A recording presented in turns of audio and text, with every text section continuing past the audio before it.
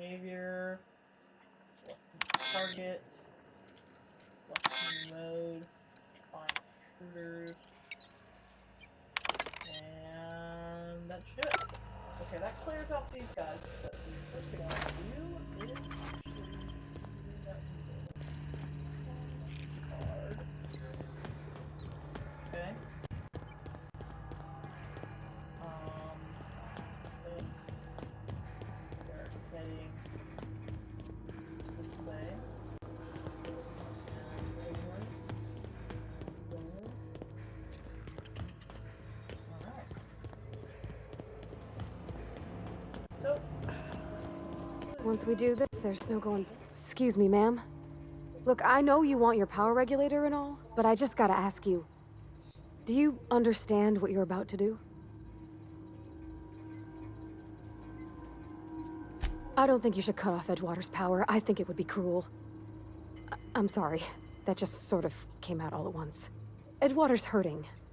We've been losing workers year after year, and corporate hardly ever sends replacements. There's barely enough Saltuna to fill our bellies anymore. But the town's got some good people in it.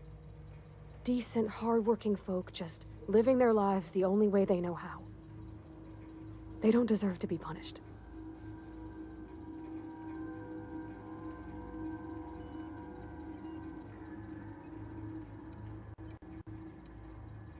Well, that sure sounds like Mr. Thompson. If he was standing here, I imagine he'd remind us of how we're all one big, happy Spacer's Choice family. In Mr. Thompson's eyes, those deserters are still part of the Spacer's Choice family. The family must work together in order to survive. I hate to say it, but I think Mr. Thompson's got a point. Unless those deserters come back, Edgewater's as good as dead. no, that's not what I was saying. Cutting off their power might be the only way. Miss McDevitt's built something beautiful. No, we haven't. Somehow she's talked the ground into giving life You're again. not getting workers. It's You're not getting plain to see she's made the Vale a not better getting food place. out, but Fed the hungry, tended the people over sick, the botanical gardens actually gave a have home to those food that had from none. medicine that is Miss growing. McDevitt delights in Edgewater's suffering. Oh She wants to hurt the town. shit, dude, that's Do actually. you really want to tough be choice. party to that kind of hatred? Oh man.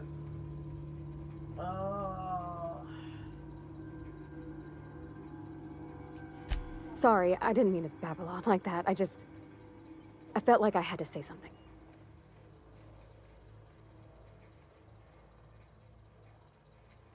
Really? I mean, wow. Thanks. Alright, look, you're No my one's companion. ever I told me those understand that words you have in your that own order. input in this whole scenario. But you've also been raised by Thompson, so you're gonna do what you think's best for the community. And the community is dying, it's not even thriving. I'm gonna help. Alright.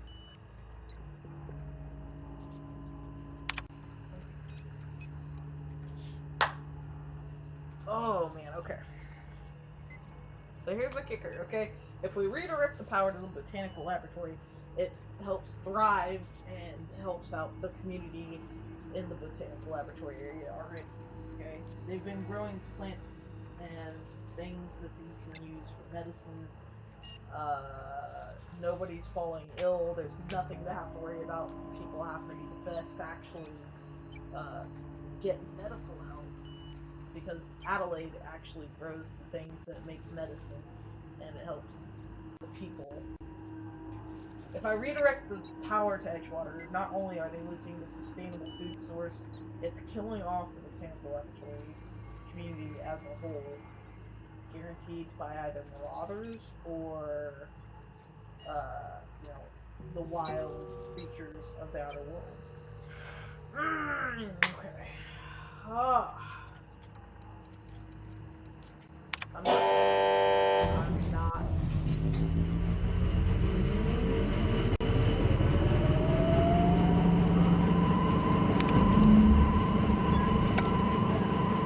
It's done. You have no more to say.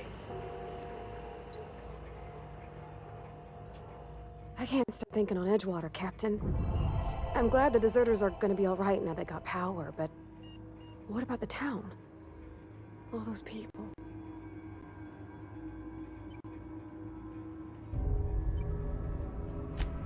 that's on account of how I never met her.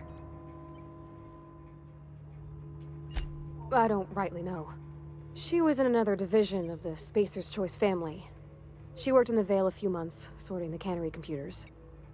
Her contract said any kids she had, expected or not, belonged to her office from the time of conception. So when I was born, I got sent here. Okay.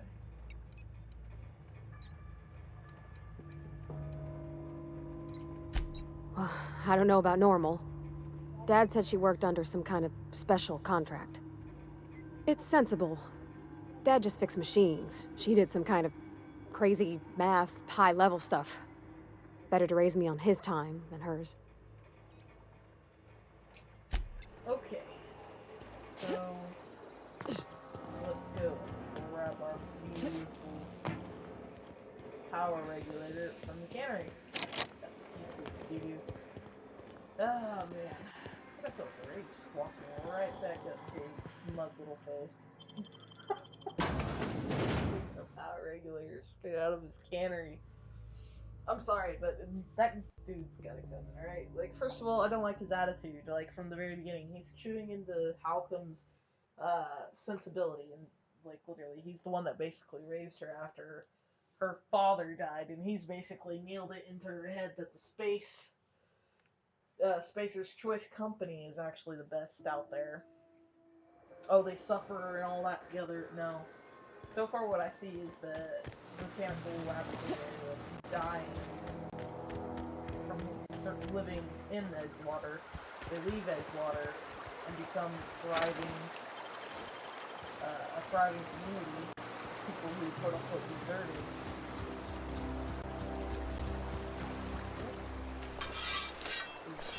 That a leather boa? Crazy, man. A shrimp? Oh, that's sick, bro. So far, I actually enjoy this game quite a lot. The story is phenomenal. The, the graphics are fantastic for what it is. It's an outer world exactly what you imagine it. There's these Ravagers. Incoming!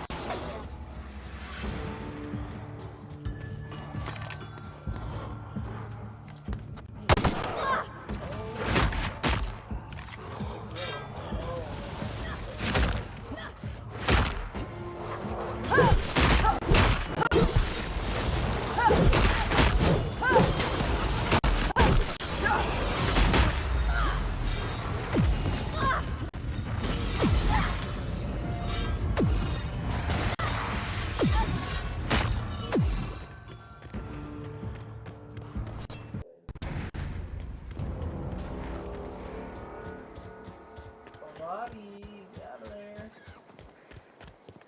Get out of there alive. I don't want you dying on an excursion with me because we're about to have to give this dude the bad news. A power regulator run out of his cannery. Just nah. Honestly though, the graphics are great. The theme and the style of this game is fantastic. It's phenomenal, honestly.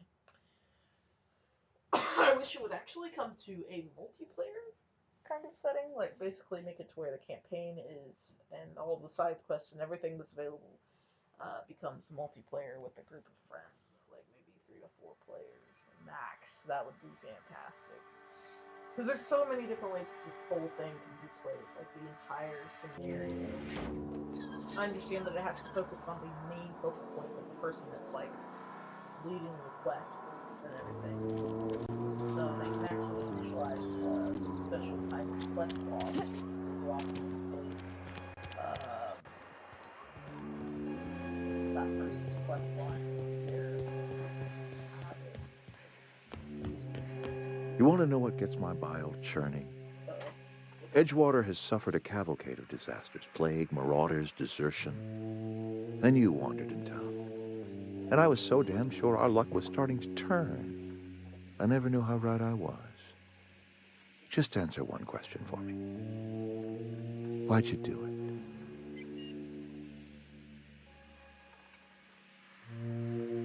Oh, this is a tough either have a choice side or make it to where it's nothing personal, where I just skip right into the bullshit. We're just gonna skip past the bullshit. You're right. I put the fate of our town in the hands of some feckless transient. This is my fault, and all Edgewater's paying for my mistake. Whatever you were hoping to find down here, I advise you to turn around and leave. I have got guards posted with orders to fire on you. All right, easy now. Let's not do anything we'll regret. I'll order my guards to stand down. Take what you came for and then leave us be.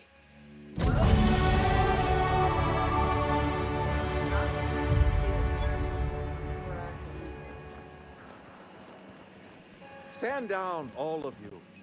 We're like literally running this town down into the ground to the point where they're dying.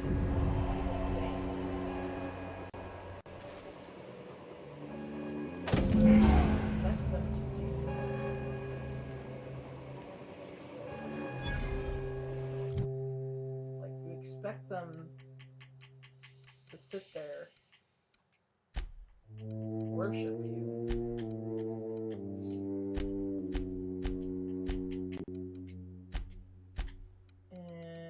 Do all that they can for you, but they can't do anything because they're basically working themselves to death. You refuse to treat them unless they're the better worker in their field, and you leave the rest to die. But the people that desert the work here, and Spacer's Choice as a whole, they're literally thriving with medicine, food, without the help of Spacer's Choice and their half-assed equipment. I don't know, man. I think I made the right choice on that. That's kind of like a give and take at this point. Honestly, I mean, it could go either way. It could come back to bite me in the ass. Like I said, this game is strictly butterfly effect themed. Every choice you make in this game is actually going to impact the story and the outcome of the ending. Like, literally. That's all that I can actually say with all honesty. Other than that, it's kind of weird. So let's go ahead and hop back to the ship. I know we took a lot of time, but there's so much to explore in this game. It looks fantastic. It's fantastic. Love it.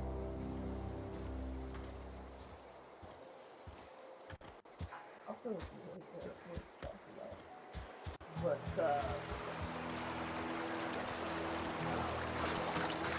given the ridiculous happened so far, our ship was basically blasted into space to come to Halcyon, but they're basically saying, fuck off that ship.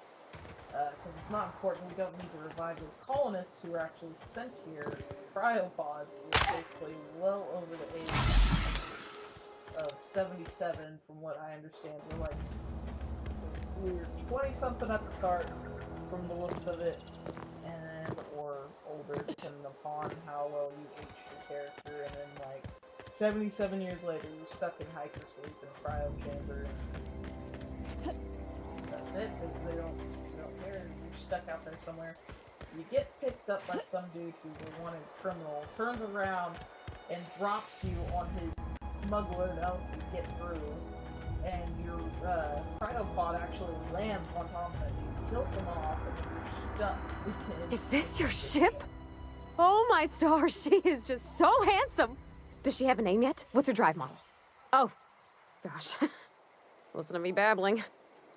When I was in Edgewater, I dreamed of flying on a real ship, working on a real engine, belonging to a proper crew. Edgewater won't last another season without power, but that don't change the fact that I'm indentured to Spacer's Choice. Company expects me back at my post.